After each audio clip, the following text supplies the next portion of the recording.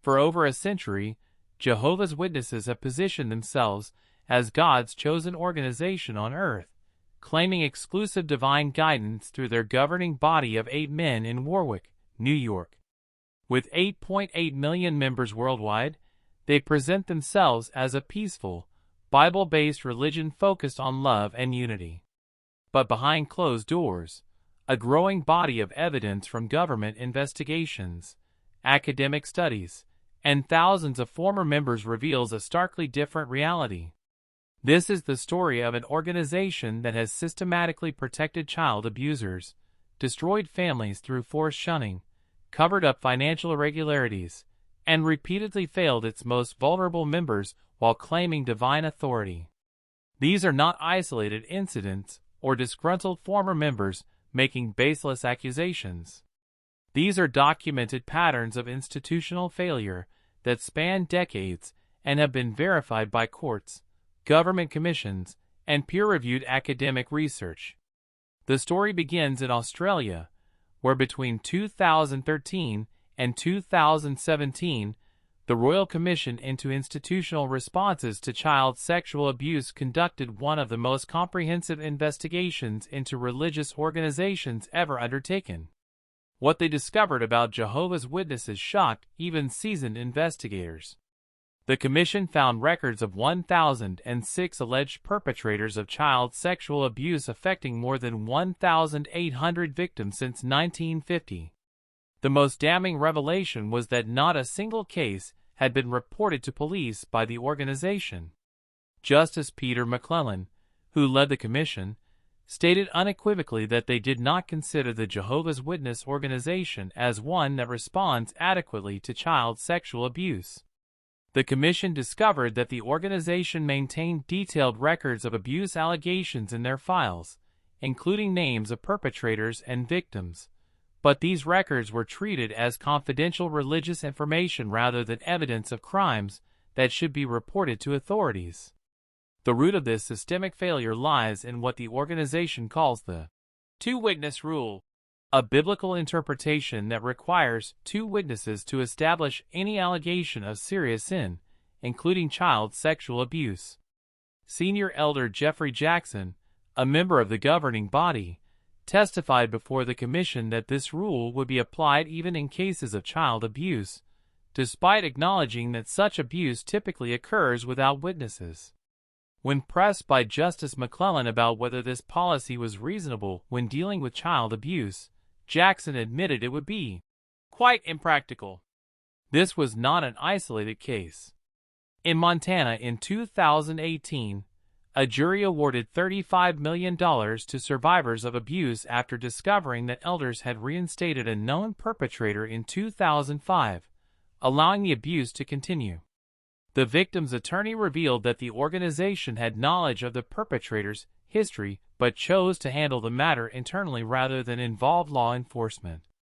The Pennsylvania Attorney General's office launched a grand jury investigation in 2019 that resulted in 14 Jehovah's Witnesses being charged with child sexual abuse, including cases involving children as young as 4 years old and victims with developmental disabilities.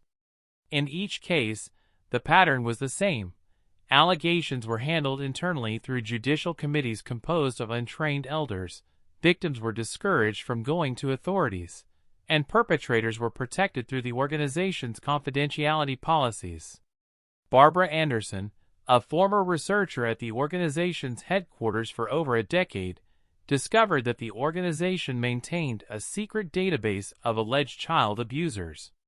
Anderson, who worked in the writing department and had access to sensitive files, found thousands of letters from congregations reporting abuse allegations. When she tried to bring these concerns to the attention of the governing body, she was told that protecting the organization's reputation was paramount. Anderson was eventually disfellowshipped for speaking out about these policies. The impact of these failures extends far beyond the immediate victims. Dr. Monica Applewhite, a clinical psychologist who specializes in religious trauma, explains that the organization's handling of abuse creates a secondary victimization that can be more damaging than the original abuse. Victims are often blamed for not having witnesses, told to forgive their abusers, and threatened with shunning if they speak to authorities. This creates a culture of silence that protects perpetrators while traumatizing survivors. The organization's response to criticism has been to claim that they are being persecuted for their beliefs, but internal documents obtained through court proceedings tell a different story. A 2019 letter from the organization's legal department to congregations instructed elders to contact the legal department immediately if authorities showed up asking about abuse allegations, and specifically warned against voluntarily providing information to law enforcement. The trauma experienced by abuse survivors is compounded by the organization's most controversial practice, mandatory shunning of former members. When someone is disfellowshipped or chooses to leave, current members are required to completely cut off all contact, even with immediate family members. This practice, which the organization euphemistically calls maintaining congregation cleanness, has destroyed countless families and created what researchers describe as a form of psychological torture. Dr. Kipling Williams, a leading researcher on ostracism at Purdue University, has found that social rejection activates the same pain centers in the brain as physical injury. For Jehovah's Witnesses, this pain is deliberately inflicted and indefinitely sustained. Parents shun their own children, children refuse to speak to their parents, and siblings become strangers to each other, all in the name of maintaining organizational loyalty.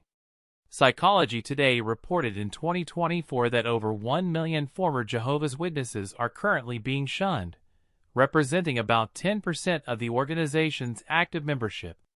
These individuals face what researchers call social death, complete isolation from their entire social network, often including their immediate family. The psychological impact is devastating. Studies published in peer-reviewed journals have found significantly higher rates of PTSD, anxiety, and depression among former Jehovah's Witnesses compared to the general population. Sarah Brooks, a former Jehovah's Witness who left the organization after 25 years, describes the experience as being deleted from existence.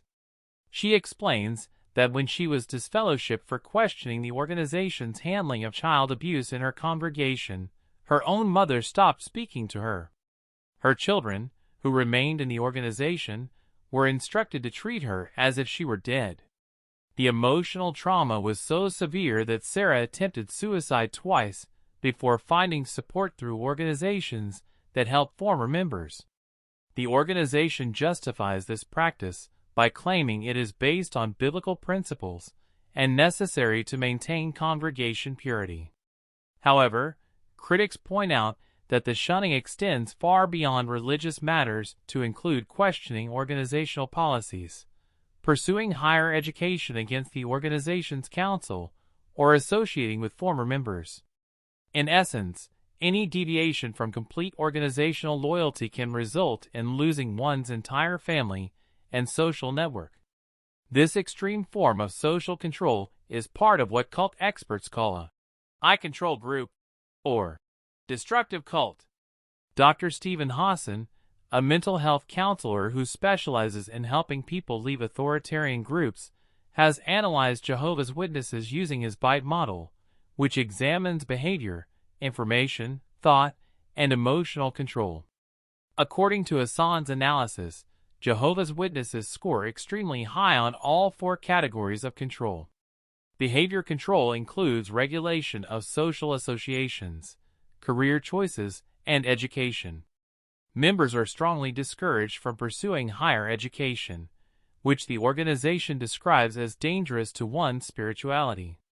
Information control involves discouraging members from reading critical material about the organization, consulting outside sources for biblical interpretation, or maintaining friendships with non-members. Thought control includes the use of loaded language that stops critical thinking, such as describing any criticism of the organization as apostate thinking or Satan's influence. Perhaps most significantly, the organization exerts emotional control through phobia indoctrination about the consequences of leaving. Members are taught that anyone who leaves will lose God's protection, be destroyed at Armageddon, and lose their family forever. This creates a climate of fear that makes it extremely difficult for members to question organizational policies or consider leaving, even when they witness serious problems. The organization's history is marked by numerous failed predictions and doctrinal changes that have been presented as new light, while engaging in historical revisionism to minimize past errors. Originally, the Watchtower predicted that 1914 would be the end of the current system, the conclusion of Armageddon, and the beginning of the earthly paradise. Jesus' invisible presence was initially taught as beginning in 1874. After 1914 passed without the predicted events, the doctrine was reinterpreted. 1914 became the beginning, rather than the end, and by 1933, Jesus' invisible presence was moved from 1874 to 1914. The organization now falsely claims to have predicted 1914 as the beginning of the last days, despite historical evidence showing they predicted it as the end. This pattern of failed predictions followed by reinterpretation and historical revisionism has repeated throughout the organization's history. The generation that was alive in 1914 was supposed to see Armageddon before they died. When this generation began dying off in the 1990s, the organization redefined generation multiple times, culminating in the current, overlapping generations, teaching that extends the timeline indefinitely. These doctrinal changes have real-world consequences. Many Jehovah's Witnesses made major life decisions about education, careers, and retirement planning based on the belief that Armageddon would come within the lifetime of the 1914 generation.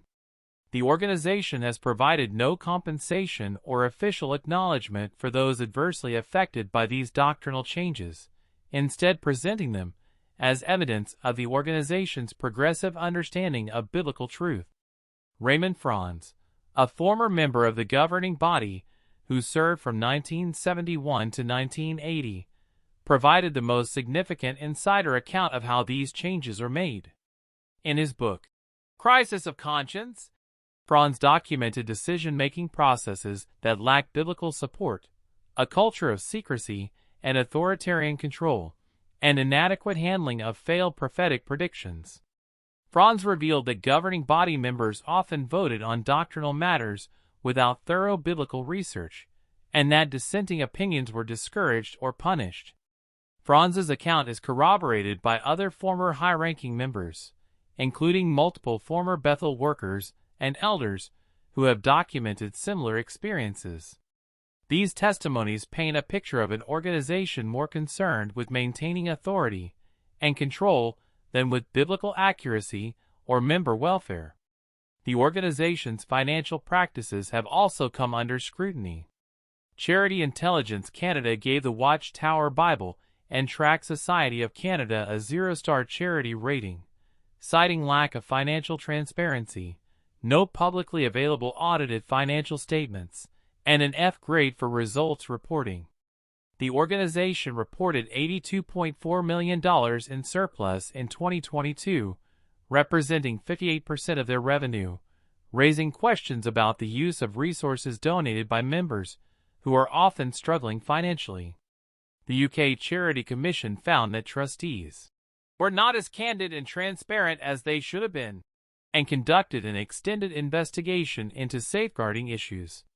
The organization's resistance to external oversight extends to financial matters, with most of their corporate entities providing minimal public disclosure about how donated funds are used.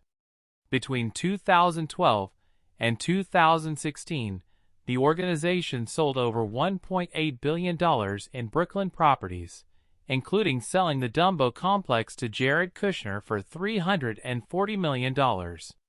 The timing of these sales correlates with major legal defeats, including the Candace Connie child abuse case that resulted in a $28 million judgment in 2012.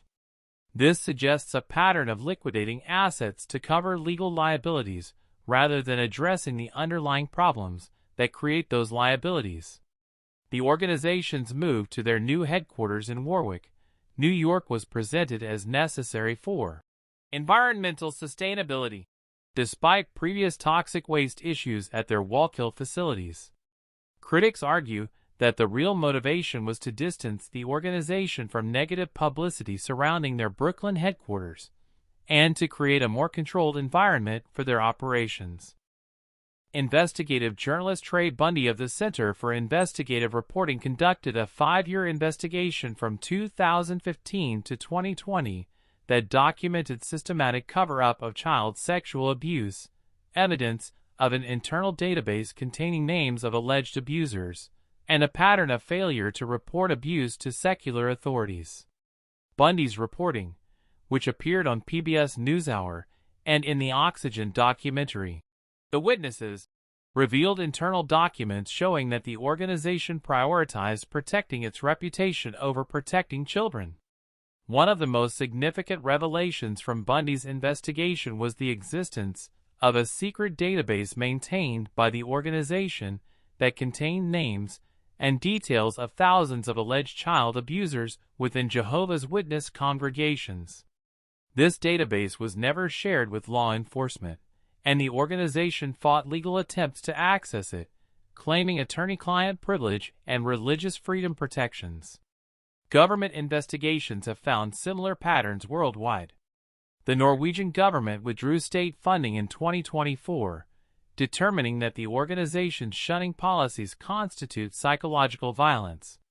Multiple class action lawsuits in Canada, ongoing child abuse cases in Pennsylvania, and regulatory investigations in the UK demonstrate growing legal accountability for the organization's practices.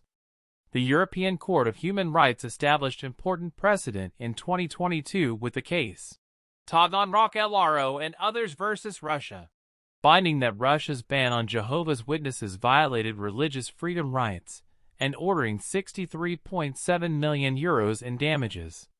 While this established that religious groups cannot be banned merely for claiming exclusive truth, it also recognized that religious practices must be balanced against the protection of individual rights and welfare. Academic research has consistently positioned Jehovah's Witnesses within the framework of high-control religious groups. Studies applying various sociological frameworks, including Weber's typologies of religious authority and Wilson's church sect distinctions, have found that Jehovah's Witnesses exhibit characteristics of what sociologists term world-rejecting religious movements with systematic mechanisms for social isolation and information control. Retention rates among Jehovah's Witnesses are significantly lower than many other religious groups. Pew Research found that only 37% of those raised as Jehovah's Witnesses remain in the organization as adults, compared to 64% for Mormons and higher rates for most mainstream denominations. This suggests unique challenges in maintaining membership that may be related to the organization's high-control practices. Support organizations for former Jehovah's Witnesses have proliferated in recent years, providing resources for those who have left or are considering leaving. Organizations like JW Support, XJW Critical Thinkers, and others offer specialized counseling services developed specifically for religious trauma related to Jehovah's Witnesses. These organizations report helping thousands of former members deal with the psychological aftermath of leaving a high-control group. The testimonies of former members are remarkably consistent across different time periods, geographic locations, and levels of involvement in the organization.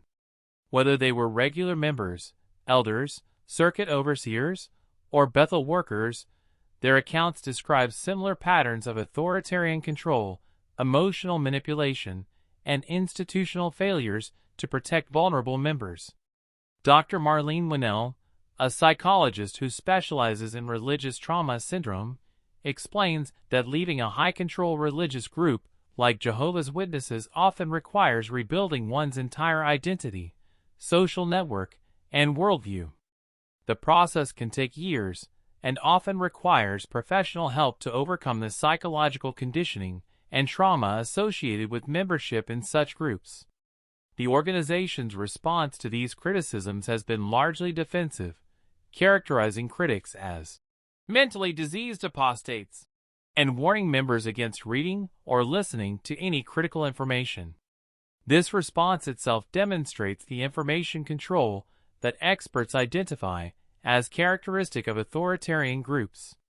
Rather than addressing the substantive issues raised by investigations and academic research, the organization is focused on discrediting sources and reinforcing members' isolation from outside perspectives.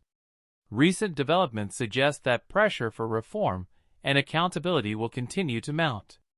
Legal precedents are being established that balance religious freedom with the protection of individual rights, particularly those of children and vulnerable adults. Government agencies are increasingly willing to investigate and regulate religious organizations when their practices cause documented harm. The Denmark Ministry of Church Affairs has initiated investigations into the organization's domestic violence procedures, while other European governments are reviewing policies that may conflict with human rights protections. In the United States, ongoing grand jury investigations and civil lawsuits continue to expose institutional failures and create financial pressure for policy changes. For current members of Jehovah's Witnesses, the evidence presented by these investigations creates a profound dilemma. Many have invested their entire lives in the organization, believing it to be God's chosen channel on earth. The prospect of acknowledging institutional failures means confronting the possibility that they have been deceived about fundamental aspects of their faith and identity. The human cost of these institutional failures cannot be measured merely in legal settlements or regulatory sanctions. Thousands of abuse survivors have suffered in silence, their trauma compounded by organizational policies that prioritize reputation over protection. Families have been destroyed by shunning policies that treat normal human relationships as threats to organizational loyalty. Young people have been denied educational opportunities that could have improved their lives because the organization discouraged higher education. Perhaps most tragically, many members have lived their entire lives in fear of a coming Armageddon that was repeatedly predicted but never materialized, making major life decisions based on false prophecies and failed predictions. The organization's repeated claims of exclusive divine guidance become harder to sustain in light of this documented history of institutional failure and doctrinal error. The evidence suggests that what presents itself as a Bible-based Christian religion operates more like a corporate hierarchy with religious legitimation. The concentration of absolute authority in the governing body, the resistance to external accountability, the systematic information control, and the harsh punishment of dissent are characteristic of authoritarian organizations rather than religious communities focused on spiritual growth and welfare of members. Moving forward, the challenge for society is to balance legitimate religious freedom with the protection of individual rights and welfare. Religious organizations deserve protection from government interference in their spiritual teachings and practices, but this protection cannot extend to policies that cause documented harm to children, families, and vulnerable individuals. The growing body of evidence about Jehovah's Witnesses' institutional practices demands serious attention from policymakers, mental health professionals, and the organization itself. Reform is necessary to address systematic deficiencies in protection and welfare of members, particularly the most vulnerable. The substantial evidence presented requires acknowledgement and action rather than denial and deflection. For those currently questioning their involvement with Jehovah's Witnesses, the evidence provides important context for understanding their experiences and making informed decisions about their spiritual journey. Professional support is available for those dealing with religious trauma, and growing communities of former members provide understanding and assistance for those rebuilding their lives outside the organization. The story of Jehovah's Witnesses serves as a cautionary tale about the dangers of unquestioned religious authority and the importance of maintaining accountability even within religious contexts. It demonstrates how claims of divine guidance can be used to shield institutional failures from scrutiny, and how religious freedom can be manipulated to avoid responsibility for harmful practices. Ultimately, the evidence reveals an organization that has repeatedly failed to live up to its own stated values of love, protection, and truth. The gap between public presentation and documented practices raises fundamental questions about the organization's claims to divine guidance and its fitness to provide spiritual leadership. For those seeking genuine spiritual community based on love, transparency, and protection of the vulnerable, the evidence suggests looking elsewhere for religious guidance and fellowship.